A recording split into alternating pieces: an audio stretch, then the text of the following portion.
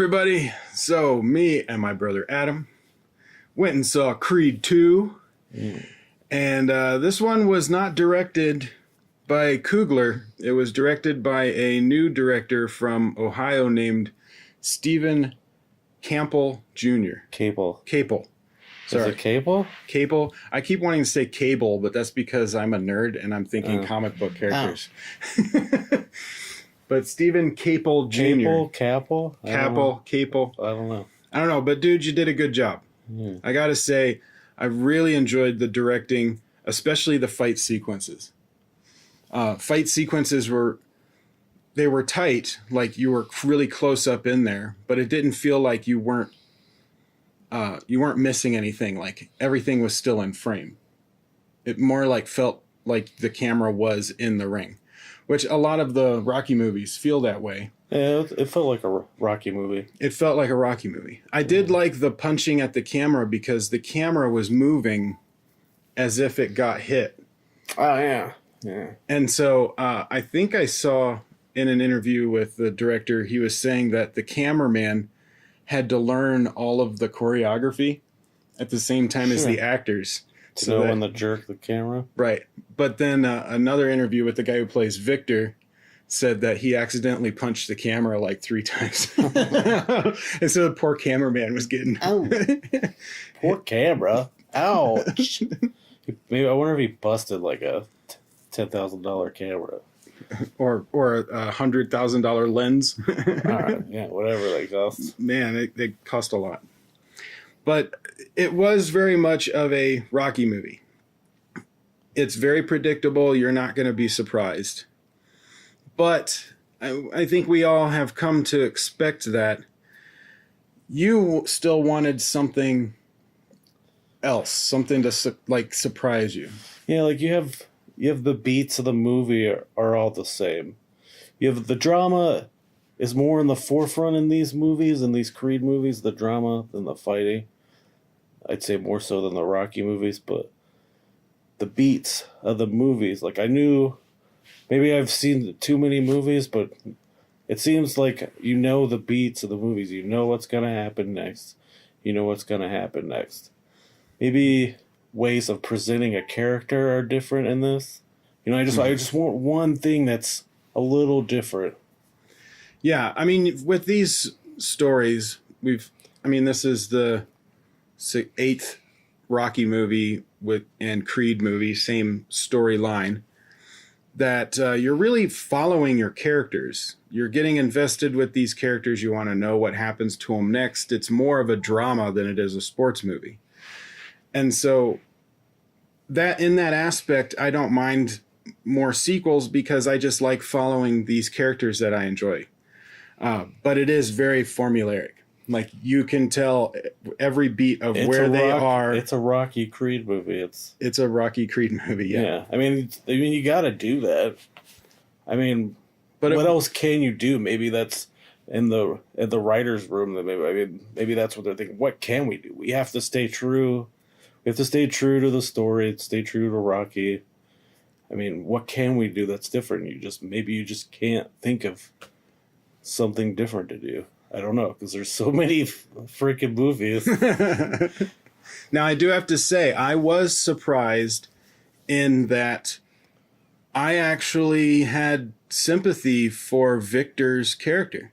Oh, yeah, that's what's... I wouldn't have been surprised going in, because it would have been really easy to do this. Just go into the movie and have Victor be the villain, the son of Ivan Drago, who killed Creed's father, and now he's fighting him, and he's just robotic evil guy. Would have been perfectly simple, and people probably wouldn't have thought too much about it. That was one good thing that I didn't see coming, is that they humanized Drago. Both of them. They even Ivan got a little bit more humanizing than he did in Rocky 4. That's true. You saw a little more of his character.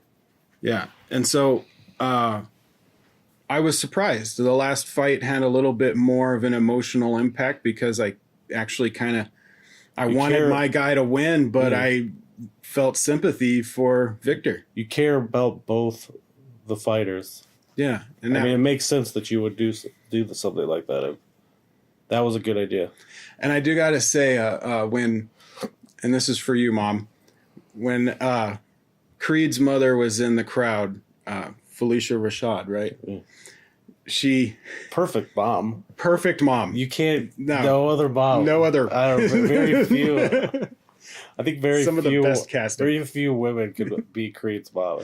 Felicia Rashad's one of them. Yes, but she says at one point, she goes, "Get him," and that's sound exactly like. That sounded like our mom. Yeah, it's exactly like our mom. So, shout out to you, Mom. Felicia Rashad was basically you in the movie. It's like when she would watch a Redskins game. Get him! Get him! Now, the directing, great all the way through. A lot of good flow. Didn't have too many close-ups and quick cuts and things like that. There were a lot of long shots. I thought the editing was smooth. I thought there was less long shots. Less long? I thought instead of mimicking Coogler's style, he kind of went his own way. Which is good. I kind of felt, but I mean, it's good. He was good. The only thing negative nit, and this is going to be more of a nitpick than anything else, is about 4 or 5 of the dramatic scenes where people are talking like this.